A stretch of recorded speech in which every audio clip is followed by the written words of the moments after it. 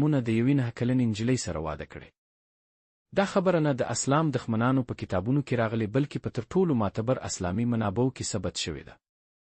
یعنی په دې دین کې د ماشوم واده نه یوازې ګناه نه دی بلکې د پیغمبر څنګ په توګه وړاندې شوی او تر نن ورځې پورې په مسلمان هیوادونو کې د ماشوم واده توجیه کولو لپاره کارول کیږي. په افغانستان او اسلامي هیوادونو کې د دې سند پایلې. نن په افغانستان کې کوچنۍ نجلۍ په کلیو او حتی ښارونو کې په زور هغو سړو ته ورکړل کیږي یا د واده لپاره ورکړل کیږي چې د هغوی عمر څو چنده دی. دا کار عموماً د شریعت او سند په نامه ترسره کیږي او ملان له قرآن او حدیث څخه د دې لپاره دلیل وړاندې کوي. هغه نجلۍ چې لا هم د ګوډاګۍ سره لوبې کوي ناڅاپه د میړه کور ته لیږل کیږي څو د مور او میرمنې رول ولوبوي.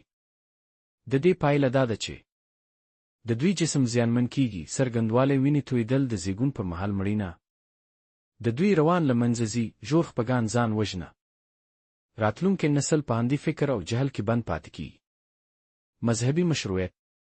که څه هم قرآن په ښکاره د واده عمر نه دی ذکر کړی خو د طلاق په آیه 4 کې د ښځو د عادي په اړه حتی د هغو جلۍ چې لا حیض نه دي لیدلي یعنی ماشوم لپاره حکم ورکړل شوی دی.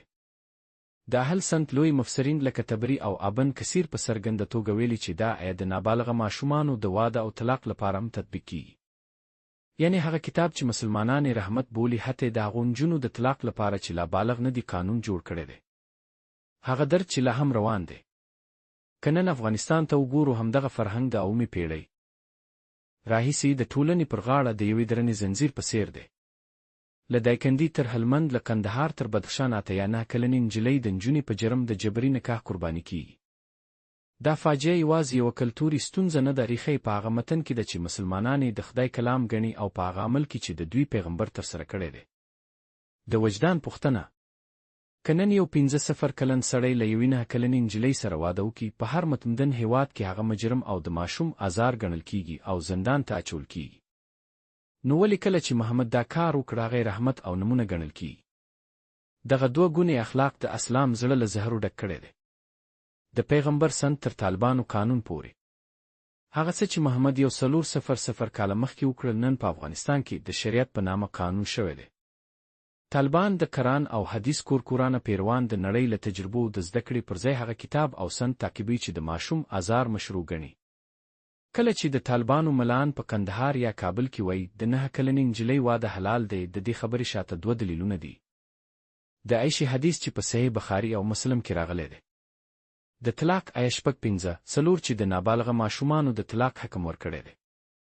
یعنی د دوی قانون د دینی متن پر بنسټ دی، نه یوازې محلي کلتور. د افغانستان نورې ژوندۍ بیلګې. په بدخشان ولایت کې تیر کال یو 0 کلنه نجلۍ مجبور شوه چې د 4 کلن سړي سره واده وکړي ځکه چې پلار یې پورمن و. کله چې اعتراض وکړ د کلي ملا وویل پیغمبر هم عایشه په دې عمر کې واده کړې نو ګناه نه ده. په هلمند کې یوه 9 کلنه نجلۍ د واده په لومړۍ شپه د شدیده وینې تویېدو له امله خپل ژوند له لاسه ورکړ. د هغې کورنۍ حتی د عزادارۍ مراسمو اجازه نه لرله ځکه دی د خدای قضیه وبله. په غور کې څو کورنیو خپلې کوچنۍ نجونې د صداق قرآن یو نسخ قرآن په بدل کې زاړه سړو ته ورکړي ترڅو ثواب ترلاسه کړي. کله چې حکومت پخپله د دې خرافي عملي کوونکي وي قرباني بل ځای د شکایت لپاره نه لري. طالبان نه یوازې دا واده ثبتوي بلکې که څوک وایي دا کار غلط دی هغه د پیغمبر سند سپکاوي په جرم بندي یا حتی اعداموي. یعنی په ننني افغانستان کې د ماشومانو د دفاع هڅه پخپله جرم ګڼل کیږي خو د ماشوم سره تجاوز د واده په نوم سپېڅلی ګڼل کیږي. د کورکوري سند په وړاندې بیداره وجدان. نړۍ هغې کچې ته رسېدلې چې حتی حیوانات په زو کې د تاوتریخوالي او زیان څخه ساتل کیږي.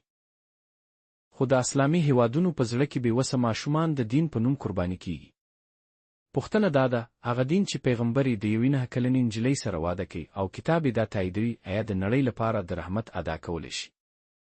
د ماشوم واده رواني او ټولنیزې پایلې. ماشوم واده یوازې فردي ظلم نه دی، دا یوه سازمان یافته جرم دی چې نسلونه تباه کوي. کله چې یوه نجلۍ په 9 یا 0 کلنۍ کې د میړه کور ته واستول شي په حقیقت کې له ماشومتوب زده کو او راتلونکي محرومه شوې ده. د ماشوم بدن د حمل او زیږون لپاره چمتو نه دی، د مور او ماشوم د مړینې خطر څو چنده کیږي. په افغانستان کې د نړیوال روغتیا سازمان د احصایې له مخې د ځوانو نجونو لویه برخه مړینه د ټیټ عمر د زیږون او عرضو له امله ده. ماشومان چې د جنسي اړیکو مجبور کیږي د بدن د پارېدنې داخلي وینې تویېدو او جنسي انتقال ناروغیو سره مخ کیږي. رواني پایلې د ناڅاپي کورنۍ څخه جلا کېدو له امله شدید خفګان، د میړه او د میړه کورنۍ څخه د تل پاتې ویرې او اضطراب. ډېرې نجونې ځان وژني یا تېښتې ته مخه کوي ځکه بل لاره نه ویني. ټولنیزې پایلې: کله چې یوه نجلۍ له ښوونځي محرومه شي، د هغې راتلونکې کورنۍ فقیره پاتې کېږي او د فکر دا دوره دوام کوي. ماشوم واده د کورنۍ تاوتریخوالي کچه زیاتوي ځکه میړه عموماً ډېر لوی او سلطهګر وي. ټولنه چې خپلې نجونې قرباني کوي هیڅکله مساوات او پرمختګ نشي تجربه کولی. بدتر له دې چې په اسلامي هېوادونو کې دا جرم پر ځای د مبارزې سپېڅلی ګڼل کېږي، ځکه چې پیغمبر یې کړی و. همدا سپېڅلیتوب دی چې حتی نننۍ افغانۍ نجونې هم له دې جهنم نه نشي تښتېدلی. 1400 کاله د دې خرافې سیوري 1400 کاله کېږي چې د دې خرافې سیوری د اسلامي هېوادونو پر نجونو او ښځو ورغلی دی. د پیغمبر اسلام واده له یوې 9 کلنې نجلۍ سره یوازې یوه شخصي پیښه نه وه، بلکې یوه نمونه شوه چې تر نن ورځې میلیونونه ماشومان قرباني کړي دي. قرآن د آیه 5:4 او صحیح بخاري او مسلم حدیثونو سره دا ظلم مشروعیت ورکړی دی. نننی افغانستان کې دا سند د طالبانو قانون شوی. ملان او مفتیان په موسکا او سپېڅلې ژبه هغه فاجعه تکراري چې محمد یې پیل کړی و. کوچنۍ نجونې مخکې له دې چې د ژوند الفبا زده کړي مجبوره دي د واده حمل او تاوتریخوالي درون بار زغمل. زما پیغام تاسو ته عزیزانو، تر هغه وخته چې موږ قرآن او سنت یې سپېڅلی ګڼو، زموږ ماشومان آزاد نه دي. له فکر او بدبختۍ مو ازادي نه کیږي. 1400 کاله دا بدبختي روانه ده او لا هم دوام لري، مګر که تاسو بیداره شئ. هیڅ ټولنه د خرافاتو په نیولو سره عدالت او پرمختګ ته نه رسیږي. زما پیغام نړۍ ته، علم او انسانیت وایي چې څوک باید چوپ پاتې نشي کله چې ماشومان د دین په نوم قرباني کیږي. د ماشوم واده په وړاندې چوپتیا د دې جرم شریکوالی دی. راځئ دا تابو مات کړو. راځئ زړور وایو. هیڅ پیغمبر حق نه لري چې ماشوم ته لاس ورکړي. هیڅ کتاب حق نه لري چې تجاوز قانون کړي. هیڅ حکومت حق نه لري چې ظلم عبارت وبل شي. تر هغه وخته چې حقیقت ونه وایو، طالبان او د دې سند ټول پیروان زموږ د نجونو راتلونکي غلا کوي. ټول هغه پیغامونه چې الله په قرآن کې ورکړي د همدې ناوړه فکرونو له لارې دي.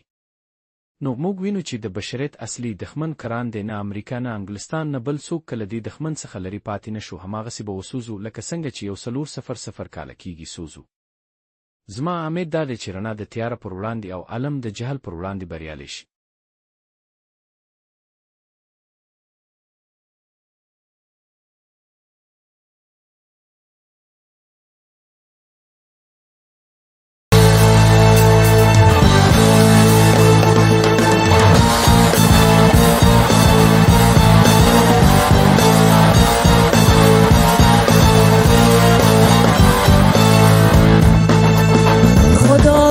شما بیمار انگار، یه بیمار خطرناک تبهکار. اصول دینتون مرگ و جنونه، مناجات شما کشتار.